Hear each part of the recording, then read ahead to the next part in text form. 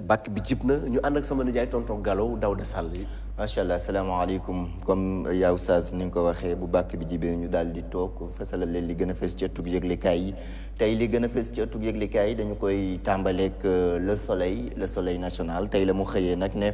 wàllum infrastructure et sécurité 580 milliards de francs CFA des États-Unis au Sénégal lu toll ci juróomi téeméer ak juróom-ñett fukk ci ay milliards yoo xamante ne waa États-Unis daal dinañu ko fas yéene samp ci Sénégal ci wàllu infrastructure ak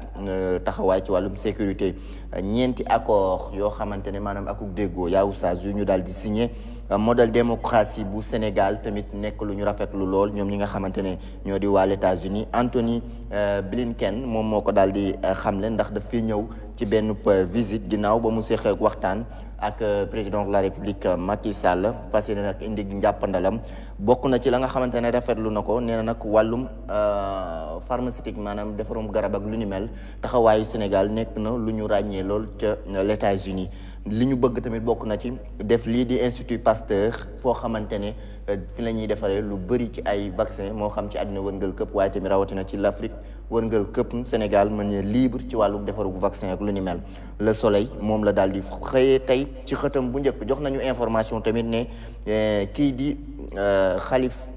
sëñ Mahi Niass dina fas yéene nag dem ca palais ba maanaam war a toog ak kii di président de la République Macky Sall bokk na ci message yi nga xamante ne lancé na ko jeunesse bi moom la soleil ñëwaat na ci ñun ci benn palanteer ñu dem ci beneen xeet ci beneen xibaar di laas tey la mu xëyee nee na infrastructure wala sax restructuration ci wàllug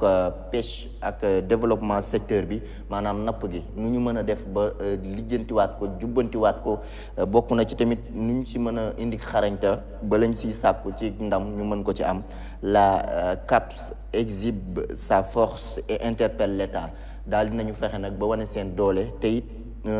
interpellé kii di état bu Sénégal ngir mu gën cee indi taxawaayam ngir wàllum napp gi nag gën a mucc ayib ci sunu réew moom laas loolu la xëyee tey ci xëtam bu ñu demee ci beneen xët ci beneen xibaar de l'évidence dëggal ko nee na hôte de Dakar depuis quelques jours Cheikh Mahi Niass un khalife pas comme les autres wax na nag tagg ki nga xamante ne moo di sëñ Mahi Niass ginnaaw ba mu fi ñëwee akuk visite nee na nag ku ñu ràññee la di xalif boo xamante ne nag melul ñin bu kenn dul natable ci taxawaayam visite du secrétaire d'État américain au Sénégal ñëwaat na ci moom l'évidence nee na le Sénégal séduit les États-Unis Sénégal nag nekk na ku rafet lool ci bëti kii di États-Unis ndax ni ñu taxawee ci wàllum démocratie ak ni ñu taxawee ci wàllum amalin moom l'évidence xëyee ko tey ci xëtam bu njëkk tagg ki nga xamante ne moom la ñu fa teg di Aïssata Tall Sall nee na nag def na jéego bu rëy ginnaaw moom fi indi secrétaire d'État bi jógee ca l'États-Unis l'évidence ñu dem ci beneen xët ci beneen xibaar di le quotidien nee na démocratie et coopération Blinken entonne l'hymne du Sénégal mu mel ni Blinken moom nag daal dina way rek hymne national bu Sénégal ndax mbégte gi nga xamante ne am na ko fi ak li mu fas yéene indi ci jàppandal ci réewum Sénégal nee na Sénégal est une démocratie forte afwan le président Macky Sall a foi à la constitution de son pays kii di président de la République nekk na ku gëm lool constitution wam États-Unis finance pour plus de 581 milliards d'infrastructures lu toll ci juróomi téeméer ak juróom-ñett fukk ak benn ci ay milliards yu ñu fas yéene def nag ci wàllum infrastructure maanaam ay bërëb yu ñu fas yéene samp moom le quotidien ñëwaat na di ñu ko dëggalal ci xëtam ñu dem ci beneen xët ci beneen xibaar di enquête tey la mu enquête daf ko jëmale ci wàllum vaccination gi jëm ci xeexu Covid-19 nee na le dilemme des femmes enceintes ñoom ñi nga xamante ne ñoo di jigéenu wérul yi ak jafe-jafe yeeg xalaat yi ñu am ci wàllu vaccination gi ci Covid-19 moom enquête ñëw na ci ñun def ci genn l'enquête gu yaatoo yaatu ñu dem ci beneen xët ci beneen xibaar di les échos tey la mu xëyee nee na le Sénégal est une démocratie forte loolu la dëggalaat di kàddu yi ki nga xamante ne moo di secrétaire d'État américain bi fi ñëw di Anthony Blinken mi daal di séq ak président de la République Macky Sall ab waxtaan ak jàppandal je ne vais pas signer la charte de non-violence ci wàllum politique la ñuy des loolu di kàddu yi Ousmane Sonko mi nga xamante ne nag nee na lii di charte gi ñu fas yéenee samp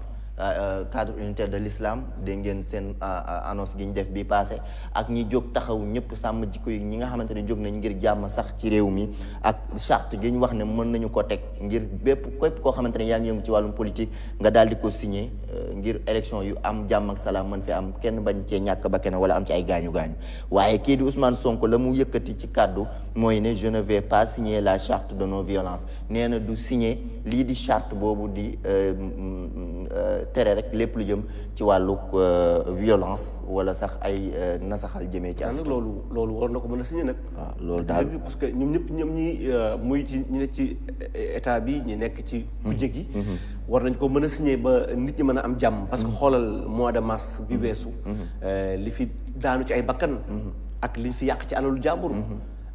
loolu tamit vraiment war nañ ko mën a signé nag dëgg li ànd ju koy sàmm ànd ju koy wax dignitaire islam wax ko wax dëgg yàlla loolu mooy seen rôle te loolu mooy li war a am kon askan wi ñoo war a àtte affaire bi macha allah donc loolooy kàddu kii di Ousmane Sonko nee na la mu prôné moom mooy fayu maanaam nit bu la defee nga daal di ko fayu te nag nee nañu ci kàddu yi Les Échos mi ko daal di fësal ci xëtam li tax mu jël décision boobu nag moom moo ko xam na indi na ci ay leeral ca biir Les Échos ñu dem ci beneen xët ci beneen xibaar du Sud Quotidien conquête des 19 communes et de la mairie de Dakar Yewwi active sa task force ginnaaw ñoom ñi nga xamante ne jóg nañu ngir mairie bu Dakar nag ñu mën cee teg loxo Yewwi Askan Wi fas yéene nañu nag yëkkati seen doole maanaam boole ko ba fexe rek mën ko gagné Sud Quotidien loolu la xëyee tey ci wàllum politique ñu dem ci beneen xët ci beneen xibaar di l'Observateur tey la mu observé nee na nag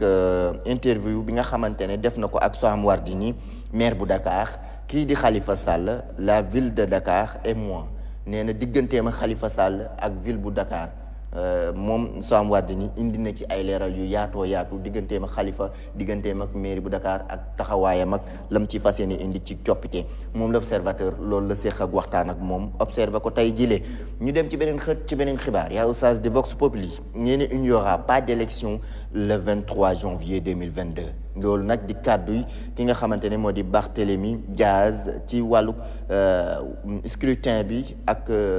jafe-jafe yi ñu ci fas yéene war a mën a indi ci Ndakaaru nee na boo moytul nag élection ci ñaar fukki fan ak ñett ci weeru janvier atum 2022 boo moytul nag genn l'élection du daal di am def na ca ñetti point de suspension maanaam phrase ba jeexul lan moo tax jeexul demal ca biir journal ba di Vox Populi indi na ci leeral yu yaatoo yaatu moom journal bi loolu la xëyee tey ñu dem ci beneen xët ci beneen xibaar di lii quotidien nee na révélation de Facebook des milliers de faux comptes pour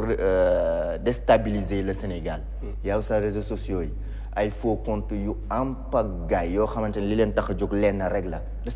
déstabiliser Sénégal waaw na saxal nekkinu Sénégal loolu nag Sénégalais yi ñoo war a ubbiwaat seen bët te xool bu baax ni ñuy dox parce que itam loolu dëgg la parce que léeg-léeg nga gis ci Facebook bi wala ci yeneen ñu mel yoo xam ne da nga naan lii moom baadu taal àdduna bi waaw wallaay ndeysaan baadu ko taal bëri na lool ndax am na ñoo xamante ne benn nit ab Gallo Daouda Sall boo xamante ne am na lu mat 15 compte bu nekk am ku la ko gérer tur ba nga cay utiliser du bokk ak ba ca des lu leen neex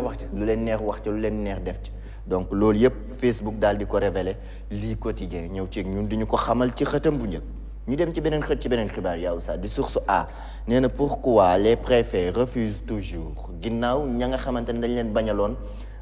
seeni candidature seeni liste ñu nanguwaatal leen ko booba tey nag préfet yi dëggaluñu ko lu tax dëggaluñ ko boobu ba léegi journal bi di ko xamle ci xëtam bu njëkk Sonko en chef rebelle moom Sonko daal di jiital boppam nag ngir rek wàllum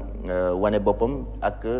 jiital wala sax lépp loo xamante ne état teg na ko wala gouvernement bi teg na ko mu fas yéene ko teggi ba mu set wecc moom journal bi ñëw ceeg ñun ci xëtam bu njëkk ñu dem ci beneen xët ci beneen xibaar critique nee na Blinken mais Macky dos au mur wàllum 3e mandat bi ginnaaw ba mu ko neexaleeg indi jàppandalam ak tagg ko yëpp fexe na nag ba rek daal di mel ni ku poñe kii di président de la République Macky Sall ci wàllum ñetteelu mandat bi pour mu bañ koo xalaatati naka la ko defee demal ca journal ba di critique mi ko yëkkati ci xëtam bu njëkk ñu dem ci beneen xët ci beneen xibaar di l'exclusif tey la mu fesal nee na local à Kër Massar nord et sud Pastef délaisse Yewwi et vote le duo Amadou Ly Mounirou Kane wàllum élection yi yaw saz pëccoxoo gi mu ngay gën di fees ñenn ñi nga xamante ne nag dañoo daal di génn ca la ñu nekkoon ngir dem jàppale ñeneen bokk na ci waa Pastef yi nga xamante ne bàyyi nañu Yewwi Askan Wi fële ca Kër Massar Nord ak Sud Amadou Ly ak Mounirou Kane la ñu jàppale lan moo waral loolu yenn ci ay maire ak yenn yi ñu teg ñoo xamante ne d'accord ànduñu ak ñoom ñu imposer leen ko ñoom ñu dem seeti ñeneen l'exclusif loolu la ñu xamal ci xëtam bu njëkk ñu dem ci beneen xët di réew mi la mu yéegal ci réew mi dafa dem nag ci investiture candidature bu Barthélémy Diaz nee na une marée humaine meeting bi nga xamante ne defoon nañu ko lu toll ci askan wu takku nag teewoon nañu fa moom réew mi ñëw na ci ñun li ñu ko xamaat ci xëtam bu njëkk ca Pakistan ñi nga xamante ne dañuy violer jigéen ñi maanaam di leen sàkku ci lu jaarul yoon ñoom la ñu ca jël ci dogal mooy castrer leen maanaam tàppaleen noonu lañ koy waxee de. tàpp waaw castré yaa ngi nag noonu la ci wolof. waaw tàpp ñoom waa Pakistan solution boobu la ñu fas yéenee jël. réew mi ko di comme mënuñu rek la kay. waaw comme mënuñu rek la kay. ku ñu si jàpp daal nga violé ñu tàpp la. jox la war nga salaam. réew mi tijjee. waaw war nga salaam dinaa naar yi boo demee Mauritanie war nga salaam la ñuy tàppe xaalis. dégg nga waaw léegi war nga salaam. léegi nag bu ñu demee ba nar ko def doomu aadama. doomu aadama bu naree yab ñi naan war nga salaam nañu bande. non bu loolu xewi na yow tamit yow téye longtemps xaw ma kañ laa gëj a dégg war nga salaam gis nga bu ñu demee ba doomu aadama ñu mën ko tëkkaleeg mala wala di ko def ni ñuy def mala. doye dina. wàcc na boppam. wallaahi ndeysaan beneen affaire la ni si summa radadnaahu asfala saafiliin loolu yàlla wax. wallaahi ndeysaan summa radadnaahu asfala saafiliin. billaahi ndeysaan ci yàlla. nga dem ba gën a doy de sax gën a doy wàcc ba gën a wàcc. billaahi yàlla ci yàlla musal. amiin yaa rabbil aalamiin réew mi quotidien noonu la ko daal di fësalee ci xëtam bu njëkk ñu dem ci beneen xët ci beneen xibaar moom la ñu koy tëjee di wàllum tàggat yaram tijjee koog record nee na Sadio fait feu sur les Gunners ginnaaw Liverpool ba mu daal di marqué butam ba pare joxe passe 8e but ca 8 dernier match yi nga xamante ne amal na ko foofu la ca Anfield di seen ab stade record ñëw ceeg ñun di ñu ko xamal ci xëtam bu njëkk jàmbaar Génération Foot et TFC en trombe ginnaaw seen démarrage ci Sénégal ñu dem ca Ismaïla Sarr marque et sort sur blessure Ismaïla Sarr daal di dugal but moom it daal di génn ci genn gaañu record loolu la xëyee tey beneen journal di stade moom it dëggal na ko nee na Chelsea Liverpool et City autoritaire daal dinañ wane seen bopp ca fa nga xamante ne moo di ca bitim réew ñoom ñi nga xamante ne ñoo Chelsea ak Liverpool ak City seen ndam yi ñu am daal dina mucc ayib seen xarañte amal nañu ko keneen ki nga xamante ne nag dafa daal di ruslu di Manchester United mi ñu yitti yu métti nee na Man U encore humilié Solskjaer di entraîneur ba fa nekkoon daal dinañu ko limogé maanaam dàq nañu ko stade loolu la xëy ak ñun ci xëtam bu njëkk ñu dem ci beneen xët moom la ñu koy tëjee di sunu lamb nee na monument